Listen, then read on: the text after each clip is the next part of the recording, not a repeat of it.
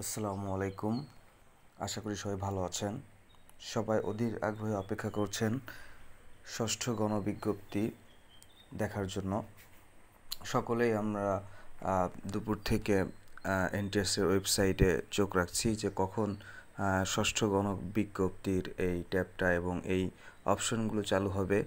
তো যতটা সম্ভব আমরা দেখতে পেয়েছি যে 12টা 40-এর দিকে যেহেতু ওয়েবসাইট আপডেট হচ্ছে, পরীক্ষামূলকভাবে ষষ্ঠ গণবিজ্ঞপ্তির এই ট্যাবটি এই অপশনটা আসে এবং তখন সবাই আমরা দেখতে পাই।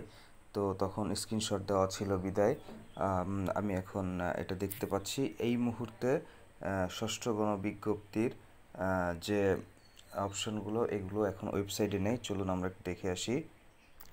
সো এখানে আমরা ওয়েবসাইটে দেখতে পাচ্ছি যে পঞ্চম গণবিজ্ঞপ্তির অপশনটি চালু আছে। যেহেতু ষষ্ঠ গণবিজ্ঞপ্তি 16 জুন 2025-এ দেওয়ার কথা, সেহেতু পরীক্ষামূলকভাবে দুপুরবেলা একটু ষষ্ঠ গণবিজ্ঞপ্তির অপশন চালু করা হয়েছিল এবং এতে বোঝা যায় ষষ্ঠ গণবিজ্ঞপ্তি প্রকাশের কার্যক্রম খুবই দ্রুত গতিতে চলছে এবং এখন একটি মিটিং চলতেছে বিকেলে।